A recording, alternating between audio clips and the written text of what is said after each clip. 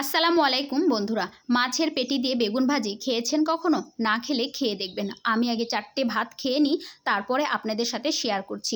গরম গরম বেগুন ভাজা আর সাথে গরম ভাত। আমি ছোটোবেলা থেকেই এই খাবারটার সাথে অনেক পরিচিত।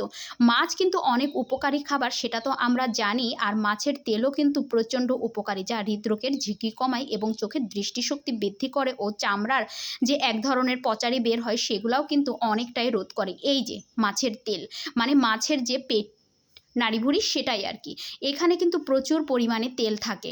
তো এই যে মোটা মোটা নাড়িগুলো আমরা টেনে পরিষ্কার করে নেব, আর এই বেগুনটা দিয়েই ভাজি করব। আমার হাতে যেহেতু এক হাতে ক্যামেরা ধরা, তাই আমি পরিষ্কার করা দেখাতে পারলাম না।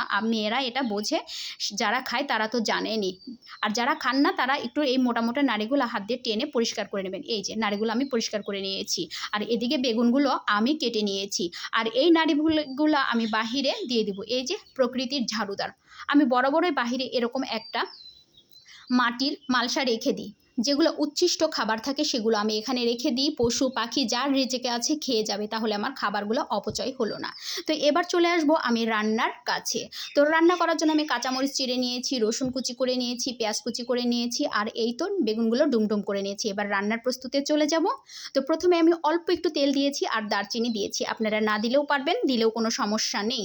দিয়ে আমি তরি তরকারিগুলো এবং সব একসাথে ঢেলে দিলাম। আপনারা যদি আরও একটু মশলা যোগ করতে চান করতে পারেন, শুকনো মরিচ কিংবা একটু জিরা। আমি তত মশলা খাই না, আমি হালকা মশলাতেই করি। তো এখানে স্বাদ মতো আমি একটু মরিচের গুঁড়া, একটু লবণ, আর সুন্দর একটা কালারের জন্য আমি হলুদের গুঁড়া দিয়ে দিলাম। আর আমি একটু ধনিয়ার গুঁড়া শুধুটা খাই, সেটাই দিলাম। এই তো মাছের তেল, এই মাছের তেলটাই কিন্তু আস্তে আস্তে গলে আমার বেগুন ভাজা হয়ে যাবে এবং তেল ছেড়ে দেবে। আমি কিন্তু খুবই সামান্য তেল দিয়ে বেগুন ভাজাটা শুরু করেছিলাম। এই দেখেন আস্তে আস্তে তেল ছেড়ে দিচ্ছে। এখন এর মধ্যে আমি ধনিয়া পাতা দিয়ে দিব। ধনিয়া পাতা দিয়ে কিছুক্ষণ নাড়াচাড়া করে তারপরে নামিয়ে ফেলবো। তারপরে গরম গরম ভাত দিয়ে খাবেন। এই মাছের তেল কিন্তু অনেক উপকার। যে কোনো তৈলাক্ত মাছ কিন্তু আমাদের জন্য অনেক উপকার, সেটা পাঙাশ মাছ হোক আর সামুদ্রিক মাছ হোক। আপনার অন্যান্য তেলের কিন্তু ক্ষতি করে দেহের, কিন্তু মাছের তেল কিন্তু দেহের কোনোই ক্ষতি করে না, উপকার ছাড়া শুধু উপকারই করে। এই তো আমার ভাতটাও হয়ে গেছে, আর এই যে আমার মাছের তেলের বেগুন ভাজি। আপনারা সত্যি একদিন খেয়ে দেখতে পারেন, অসম্ভব মজা হয়। আর এই তো আমি নিয়ে নিলাম, এখন খাবো। আমার এই মজা করে খাওয়া দেখে আমার ছেলে মেয়েও আজকে এটা দিয়েই ভাত খাবে। আমার শাশুড়ি কখনো খায়নি, শাশুড়ি বলছে শাশুড়িও আজকে এটা খাবে। কারণ শাশুড়ির মায়ের বাড়ির শাশুড়ির ভাবি নাকি এটা করেছে, উনি খাননি কখনো, আজকে খাবে। সেজন্য শাশুড়ির জন্য যাই হোক রেডি করেছি বন্ধুরা। তো আপনারা কোনো এক সময় খেয়ে দেখতে পারেন, আর কোন বন্ধুরা খেয়েছেন সারা কমেন্ট করে একটু আমাকে জানিয়ে যাবেন।